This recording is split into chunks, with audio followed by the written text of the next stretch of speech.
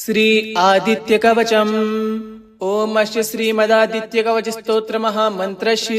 याज्ञवल्क्यो महर्षिः अनुष्टुप् जगतिच्छन्दसि घृणरीति बीजम् सूर्येति शक्तिः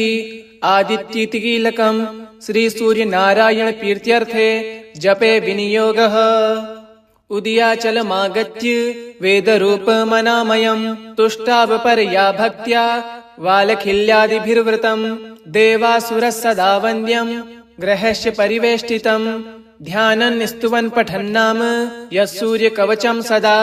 कृणिः पातु शिरोदेशम् सूर्यः फालम् च पातु मे आदित्यो लोचने पातु श्रुति पातु प्रभाकरः घ्राणम् पातु सदा भानुः अर्कः पातु मुखम् तथा जिह्वाम् पातु जगन्नाथः कण्ठम् पातु विभावशुः स्कन्दो ग्रहपतिः पातु भुजो पातु प्रभाकरः अहस्करः पातु हस्तो हृदयम् पातु भानुमान् मध्यम् च पातु सप्ताश्वो नाभिम् पातु नभो मणिः द्वादशात्मा कटिम् पातु सविता पातु सक्रिणी उरु पातु सुरश्रेष्ठो जानुनी पातु भास्करः जङ्गे पातु च मार्तण्डो गलः पातु तविषाम् पतिः पादो बृहस्सदा पातु मित्रोऽपि शकलम् वपुः वेदत्रयात्मकः स्वामिन् नारायण जगत्पते अयातयामम् तम् कच्चिद्वेत् रूपम् प्रभाकरः साक्षादेदमयो देवो रथारूढः समागतः तम् दृष्ट्वा सहसोत्थाय दण्डवत् प्रणमन् भुवि कृताञ्जलिपुटो भूत्वा सूर्यस्याग्रे स्थितः सदा वेदमूर्तिर्महाभागो ज्ञानदृष्टिर्विचार्य च ब्रह्मणा स्थापितम् पूर्वम् यातयाम विवर्जितम् स्तव प्रधानम् शुक्लाख्यम् वेदरूपमनामयम् शब्द ब्रह्ममयम् वेदम् सत्कर्म ब्रह्मवाचकम् मुनिमध्यापयामाश प्रथमम् सविता स्वयम् तेन प्रथम दत्तेन वेदेन परमेश्वरः याज्ञवल्क्यो मुनिश्रेष्ठः कृत्कृत्यो भवत्तदा ऋगादि सकलान् वेदान् ज्ञातवान् सूर्यसन्निधो इदम् प्रोक्तम् महापुण्यम् पवित्रम् पापनाशनम् यः पठे शृणुयाद्यापि सर्वपापे प्रमुच्यते वेदार्थ ज्ञान सम्पन्नः सूर्यलोकमवाप्नुयात्। उदयाचलमागत्य वेदरूपमनामयम् तुष्टावपरया भक्त्या वालखिल्यादिभिर्वृतम् देवासुरः सदा वन्द्यम् ग्रहस्य परिवेष्टितम् ध्यानन् स्तुवन् पठन्नाम यः सूर्यकवचम् सदा कृणिः पातु शिरोदेशम् सूर्यः फालम् च पातु मे आदित्यो लोचने पातु श्रुति पातु प्रभाकरः घ्राणम् पातु सदा भानुः अर्कः पातु मुखम् तथा जिह्वाम् पातु जगन्नाथः कण्ठम् पातु विभावशुः स्कन्दो ग्रहपतिः पातु भुजो पातु प्रभाकरः अहस्करः पातु हस्तो हृदयम् पातु भानुमान् मध्यम् च पातु सप्ताश्वो नाभिम् पातु नभो मणिः द्वादशात्मा कटिम् पातु सविता पातु सक्रिणी उरु पातु सुरश्रेष्ठो जानुनी पातु भास्करः जङ्गे पातु च मार्तण्डो गलः पातु तविषाम् पतिः पादो बृहस्सदा पातु मित्रोऽपि शकलम् वपुः वेदत्रयात्मकः स्वामिन् नारायण जगत्पते अयातयामम् तम् कच्चिद्वेत् रूपम् प्रभाकरः साक्षादेदमयो देवो रथारूढः समागतः तम् दृष्ट्वा सहसोत्थाय दण्डवत् प्रणमन् भुवि कृताञ्जलिपुटो भूत्वा सूर्यस्याग्रे स्थितः सदा वेदमूर्तिर्महाभागो ज्ञानदृष्टिर्विचार्य च ब्रह्मणा स्थापितम् पूर्वम् यातयाम विवर्जितम् स्तव प्रधानम् शुक्लाख्यम् वेदरूपमनामयम् शब्द ब्रह्ममयम् वेदम् सत्कर्म ब्रह्मवाचकम् मुनिमध्यापयामाश प्रथमम् सविता स्वयम् तेन प्रथम दत्तेन वेदेन परमेश्वरः याज्ञवल्क्यो मुनिश्रेष्ठः कृत्कृत्यो भवत्तदा ऋगादि सकलान् वेदान् ज्ञातवान् सूर्यसन्निधो इदम् प्रोक्तम् महापुण्यम् पवित्रम् पापनाशनम् यः पठे शृणुयाद्यापि सर्वपापे प्रमुच्यते वेदार्थ ज्ञान सम्पन्नः सूर्यलोकमवाप्नुयात्। उदयाचलमागत्य वेदरूपमनामयम् तुष्टावपरया भक्त्या वालखिल्यादिभिर्वृतम् देवासुरः सदा वन्द्यम् ग्रहस्य परिवेष्टितम् ध्यानन् स्तुवन् पठन्नाम यः सूर्यकवचम् सदा कृणिः पातु शिरोदेशम् सूर्यः फालम् च पातु मे आदित्यो लोचने पातु श्रुति पातु प्रभाकरः घ्राणम् पातु सदा भानुः अर्कः पातु मुखम् तथा जिह्वाम् पातु जगन्नाथः कण्ठम् पातु विभावशुः स्कन्दो ग्रहपतिः पातु भुजो पातु प्रभाकरः अहस्करः पातु हस्तो हृदयम् पातु भानुमान् मध्यम् च पातु सप्ताश्वो नाभिम् पातु नभो मणिः द्वादशात्मा कटिम् पातु सविता पातु सक्रिणी उरु पातु सुरश्रेष्ठो जानुनी पातु भास्करः जङ्गे पातु च मार्तण्डो गलः पातु तविषाम् पतिः पादो बृहस्सदा पातु मित्रोऽपि सकलम् वपुः वेदत्रयात्मक स्वामिन् नारायण जगत्पते अयाति यामम् तम् कच्चिद्वेत् रूपम् प्रभाकरः साक्षादेदमयो देवो रथारूढः समागतः तम् दृष्ट्वा सहसोत्थाय दण्डवत् प्रणमन् भुवि कृताञ्जलिपुटो भूत्वा सूर्यस्याग्रे स्थितः सदा वेदमूर्तिर्महाभागो ज्ञानदृष्टिर्विचार्य च ब्रह्मणा स्थापितम् पूर्वम् यातयाम विवर्जितम् स्तव प्रधानम् शुक्लाख्यम् वेदरूपमनामयम् शब्द ब्रह्ममयम् वेदम् सत्कर्म ब्रह्मवाचकम् मुनिमध्यापयामाश प्रथमम् सविता स्वयम् तेन प्रथम दत्तेन वेदेन परमेश्वरः याज्ञवल्क्यो मुनिश्रेष्ठः कृत्कृत्यो भवत्तदा ऋगादि सकलान् वेदान् ज्ञातवान् सूर्यसन्निधो इदम् प्रोक्तम् महापुण्यम् पवित्रम् पापनाशनम् यः पठे शृणुयाद्यापि सर्वपापे प्रमुच्यते वेदार्थ ज्ञान सम्पन्नः सूर्यलोकमवाप्नुयात् उदयाचलमागत्य वेदरूपमनामयम् तुष्टावपरया भक्त्या वालखिल्यादिभिर्वृतम् देवासुरः सदा वन्द्यम् ग्रहस्य परिवेष्टितम् ध्यानन् स्तुवन् पठन्नाम यः सूर्यकवचम् सदा कृणिः पातु शिरोदेशम् सूर्यः फालम् च पातु मे आदित्यो लोचने पातु श्रुति पातु प्रभाकरः घ्राणम् पातु सदा भानुः अर्कः पातु मुखम् तथा जिह्वाम् पातु जगन्नाथः कण्ठम् पातु विभावशुः स्कन्दो ग्रहपतिः पातु भुजो पातु प्रभाकरः अहस्करः पातु हस्तो हृदयम् पातु भानुमान् मध्यम् च पातु सप्ताश्वो नाभिम् पातु नभो मणिः द्वादशात्मा कटिम् पातु सविता पातु सक्रिणी उरु पातु सुरश्रेष्ठो जानुनी पातु भास्करः जङ्गे पातु च मार्तण्डो गलः पातु तविषाम् पतिः पादो बृहस्सदा पातु मित्रोऽपि सकलम् वपुः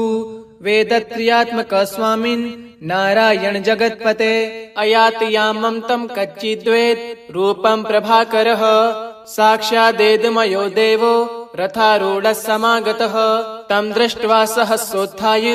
दण्डवत् प्रणमन् भुवि कृताञ्जलिपुटो भूत्वा सूर्यस्याग्रे स्थितः सदा वेदमूर्तिर्महाभागो ज्ञानदृष्टिर्विचार्य च ब्रह्मणा स्थापितम् पूर्वम् यातयाम विवर्जितम् स्तव प्रधानम् शुक्लाख्यम् वेदरूपमनामयम् शब्द ब्रह्ममयम् वेदम् सत्कर्म ब्रह्मवाचकम् मुनिमध्यापयामाश प्रथमम् सविता स्वयम् तेन प्रथम दत्तेन वेदेन परमेश्वरः याज्ञवल्क्यो मुनिश्रेष्ठः कृत्कृत्यो भवत्तदा ऋगादि सकलान् वेदान् ज्ञातवान् सूर्यसन्निधो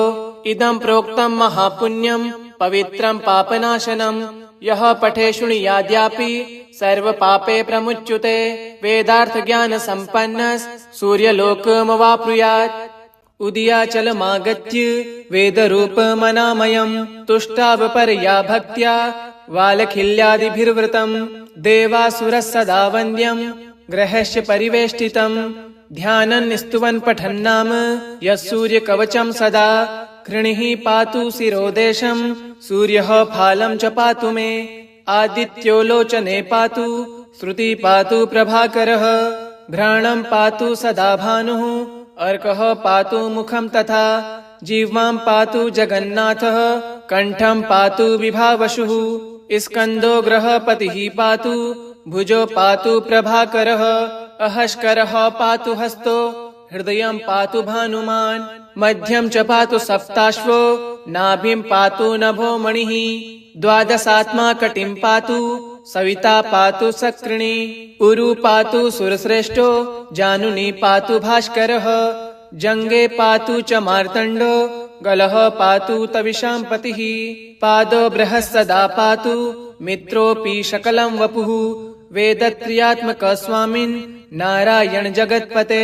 अयाति यामं तं कच्चिद्वेत् रूपं प्रभाकरः साक्षादेदमयो देवो रथारूढः समागतः तं दृष्ट्वा सहसोत्थाय दण्डवत् प्रणमन् भुवि कृताञ्जलिपुटो भूत्वा सूर्यस्याग्रे स्थितः सदा वेदमूर्तिर्महाभागो ज्ञानदृष्टिर्विचार्य च ब्रह्मणा स्थापितं पूर्वं याति याम विवर्जितं स्तव प्रधानं शुक्लाख्यं वेदरूपमनामयं शब्द ब्रह्ममयं वेदं सत्कर्म ब्रह्मवाचकं मुनिमध्यापयामाश प्रथमं सविता स्वयं तेन प्रथमदत्तेन वेदेन परमेश्वरः याज्ञवल्क्यो मुनिश्रेष्ठः कृत्कृत्यो भवत्तदा ऋगादि सकलान् वेदान् ज्ञातवान् सूर्यसन्निधौ इदं प्रोक्तं महापुण्यं पवित्रं पापनाशनं यः पठे शृणुयाद्यापि सर्वपापे प्रमुच्यते वेदार्थज्ञानसम्पन्नः सूर्यलोकमवाप्नुयात् उदयाचलमागत्य वेदरूपमनामयं तुष्टावपरया भक्त्या वालखिल्यादिभिर्वृतं देवासुरः सदा वन्द्यं ग्रहस्य परिवेष्टितं ध्यानं स्तुवन् पठन्नाम यः सूर्यकवचं सदा कृणिः पातु शिरोदेशं सूर्यः फालं च पातु मे आदित्यो लोचने पातु श्रुति पातु प्रभाकरः घ्राणं पातु सदा भानुः अर्कः पातु मुखं तथा जिह्वां पातु जगन्नाथः कण्ठं पातु विभावशुः स्कन्दो ग्रहपतिः पातु भुजो पातु प्रभाकरः अहस्करः पातु हस्तो हृदयं पातु भानुमान् मध्यं च पातु सप्ताश्वो नाभिं पातु नभो मणिः द्वादशात्मा कटिं पातु सविता पातु सक्रिणी उरु पातु सुरश्रेष्ठो जानुनी पातु भास्करः जङ्गे पातु च मार्तण्डो गलः पातु तविषां पतिः पादो बृहस्सदा पातु मित्रोऽपि सकलं वपुः वेदत्रयात्मक स्वामिन् नारायण जगत्पते अयाति यामं तं कच्चिद्वेत् रूपं प्रभाकरः साक्षादेदमयो देवो रथारूढः समागतः तं दृष्ट्वा सहसोत्थाय दण्डवत् प्रणमन् भुवि कृताञ्जलिपुटो भूत्वा सूर्यस्याग्रे स्थितः सदा वेदमूर्तिर्महाभागो ज्ञानदृष्टिर्विचार्य च ब्रह्मणा स्थापितं पूर्वं याति याम विवर्जितं स्तव प्रधानं शुक्लाख्यं वेदरूपमनामयं शब्द ब्रह्ममयं वेदं सत्कर्म ब्रह्मवाचकं मुनिमध्यापयामाश प्रथमं सविता स्वयं तेन प्रथमदत्तेन वेदेन परमेश्वरः याज्ञवल्क्यो मुनिश्रेष्ठः कृत्कृत्यो भवत्तदा ऋगादि सकलान् वेदान् ज्ञातवान् सूर्यसन्निधौ इदं प्रोक्तं महापुण्यं पवित्रं पापनाशनं यः पठे शृणुयाद्यापि सर्वपापे प्रमुच्यते वेदार्थज्ञानसम्पन्नः सूर्यलोकमवाप्नुयात् उदयाचलमागत्य वेदरूपमनामयं तुष्टावपरया भक्त्या वालखिल्यादिभिर्वृतं देवासुरः सदा वन्द्यं ग्रहस्य परिवेष्टितं ध्यानं स्तुवन् पठन्नाम यः सूर्यकवचं सदा कृणिः पातु शिरोदेशं सूर्यः फालं च पातु मे आदित्यो लोचने पातु श्रुति पातु प्रभाकरः घ्राणं पातु सदा भानुः अर्कः पातु मुखं तथा जिह्वां पातु जगन्नाथः कण्ठं पातु विभावशुः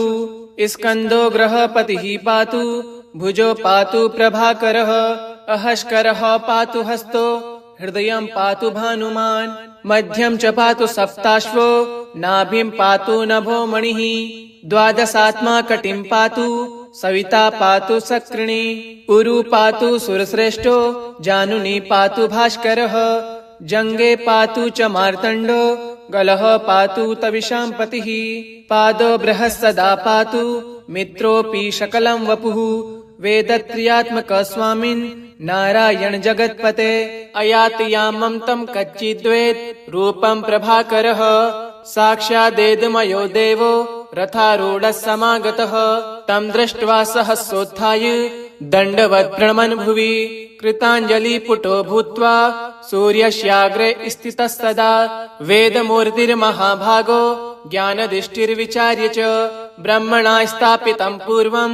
यातयाम विवर्जितं स्तव प्रधानं शुक्लाख्यं वेदरूपमनामयं शब्द ब्रह्ममयं वेदं सत्कर्म ब्रह्मवाचकं मुनिमध्यापयामाश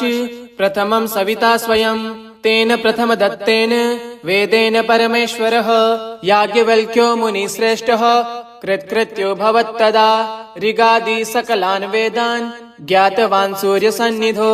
इदं प्रोक्तं महापुण्यं पवित्रं पापनाशनं यः पठे शृणुयाद्यापि सर्वपापे प्रमुच्यते वेदार्थ ज्ञान सम्पन्नः सूर्यलोकमवाप्नुयात् उदयाचलमागत्य वेदरूपमनामयं तुष्टावपरया भक्त्या वालखिल्यादिभिर्वृतं देवासुरः सदा वन्द्यं ग्रहस्य परिवेष्टितं ध्यानं स्तुवन् पठन्नाम यः सूर्यकवचं सदा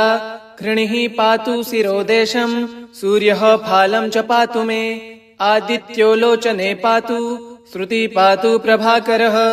घ्राणं पातु सदा भानुः अर्कः पातु मुखं तथा जिह्वां पातु जगन्नाथः कण्ठं पातु विभावशुः स्कन्दो ग्रहपतिः पातु भुजो पातु प्रभाकरः अहस्करः पातु हस्तो हृदयं पातु भानुमान् मध्यं च पातु सप्ताश्वो नाभिं पातु नभो मणिः द्वादशात्मा कटिं पातु सविता पातु सक्रिणी उरु पातु सुरश्रेष्ठो जानुनी पातु भास्करः जङ्गे पातु च मार्तण्डो गलः पातु तविषां पतिः पादो बृहस्सदा पातु मित्रोऽपि सकलं वपुः वेदत्रियात्मक स्वामिन् नारायण जगत्पते अयाति यामं तं कच्चिद्वेद रूपं प्रभाकरः साक्षादेदमयो देवो रथारूढः समागतः तं दृष्ट्वा सहसोत्थाय दण्डवत् प्रणमन् भुवि कृताञ्जलिपुटो भूत्वा सूर्यस्याग्रे स्थितः सदा वेदमूर्तिर्महाभागो ज्ञानदृष्टिर्विचार्य च ब्रह्मणा स्थापितं पूर्वं यातयाम विवर्जितं स्तव प्रधानं शुक्लाख्यं वेदरूपमनामयं शब्द ब्रह्ममयं वेदं सत्कर्म ब्रह्मवाचकं मुनिमध्यापयामाश प्रथमं सविता स्वयं तेन प्रथम दत्तेन वेदेन परमेश्वरः याज्ञवल्क्यो मुनिश्रेष्ठः कृत्कृत्यो भवत्तदा ऋगादि सकलान् वेदान् ज्ञातवान् सूर्यसन्निधो इदं प्रोक्तं महापुण्यं पवित्रं पापनाशनं यः पठे शृणुयाद्यापि सर्वपापे प्रमुच्यते वेदार्थ ज्ञान सम्पन्नः सूर्यलोकमवाप्नुयात् उदयाचलमागत्य वेदरूपमनामयं तुष्टावपरया भक्त्या वालखिल्यादिभिर्वृतं देवासुरः सदा वन्द्यं ग्रहस्य परिवेष्टितं ध्यानं स्तुवन् पठन्नाम यः सूर्यकवचं सदा कृणिः पातु शिरोदेशं सूर्यः फालं च पातु मे आदित्यो लोचने पातु श्रुति पातु प्रभाकरः घ्राणं पातु सदा भानुः अर्कः पातु मुखं तथा जिह्वां पातु जगन्नाथः कण्ठं पातु विभावशुः स्कन्दो ग्रहपतिः पातु भुजो पातु प्रभाकरः अहस्करः पातु हस्तो हृदयं पातु भानुमान् मध्यं च पातु सप्ताश्वो नाभिं पातु नभो मणिः द्वादशात्मा कटिं पातु सविता पातु सक्रिणी उरु पातु सुरश्रेष्ठो जानुनी पातु भास्करः जङ्गे पातु च मार्तण्डो गलः पातु तविषां पतिः पादो बृहस्सदा पातु मित्रोऽपि सकलं वपुः वेदत्रयात्मक स्वामिन् नारायण जगत्पते अयाति यामं तं कच्चिद्वेद रूपं प्रभाकरः साक्षादेदमयो देवो रथारूढः समागतः तं दृष्ट्वा सहसोत्थाय दण्डवत् प्रणमन् भुवि कृताञ्जलिपुटो भूत्वा सूर्यस्याग्रे स्थितस्तदा वेदमूर्तिर्महाभागो ज्ञानदृष्टिर्विचार्य च ब्रह्मणा स्थापितं पूर्वं यातयाम विवर्जितं स्तव प्रधानं शुक्लाख्यं वेदरूपमनामयं शब्द ब्रह्ममयं वेदं सत्कर्म ब्रह्मवाचकं मुनिमध्यापयामाश प्रथमं सविता स्वयं तेन प्रथम दत्तेन वेदेन परमेश्वरः याज्ञवल्क्यो मुनिश्रेष्ठः कृत्कृत्यो भवत्तदा ऋगादि सकलान् वेदान् ज्ञातवान् सूर्यसन्निधो इदं प्रोक्तं महापुण्यं पवित्रं पापनाशनं यः पठे शृणुयाद्यापि सर्वपापे प्रमुच्यते वेदार्थ ज्ञान सम्पन्नः सूर्यलोकमवाप्नुयात् उदयाचलमागत्य वेदरूपमनामयं तुष्टावपरया भक्त्या वालखिल्यादिभिर्वृतं देवासुरः सदा वन्द्यं ग्रहस्य परिवेष्टितं ध्यानं स्तुवन् पठन्नाम यः सूर्यकवचं सदा कृणिः पातु शिरोदेशं सूर्यः फालं च पातु मे आदित्यो लोचने पातु श्रुति पातु प्रभाकरः घ्राणं पातु सदा भानुः अर्कः पातु मुखं तथा जिह्वां पातु जगन्नाथः कण्ठं पातु विभावशुः स्कन्दो ग्रहपतिः पातु भुजो पातु प्रभाकरः अहस्करः पातु हस्तो हृदयं पातु भानुमान् मध्यं च पातु सप्ताश्वो नाभिं पातु नभो मणिः द्वादशात्मा कटिं पातु सविता पातु सक्रिणी उरु पातु सुरश्रेष्ठो जानुनी पातु भास्करः जङ्गे पातु च मार्तण्डो गलः पातु तविषां पतिः पादो बृहस्सदा पातु मित्रोऽपि शकलं वपुः वेदत्रयात्मक स्वामिन् नारायण जगत्पते अयाति यामं तं कच्चिद्वेद रूपं प्रभाकरः साक्षादेदमयो देवो रथारूढः समागतः तं दृष्ट्वा सहसोत्थाय दण्डवत् प्रणमन् भुवि कृताञ्जलिपुटो भूत्वा सूर्यस्याग्रे स्थितस्तदा वेदमूर्तिर्महाभागो ज्ञानदृष्टिर्विचार्य च ब्रह्मणा स्थापितं पूर्वं यातयाम विवर्जितं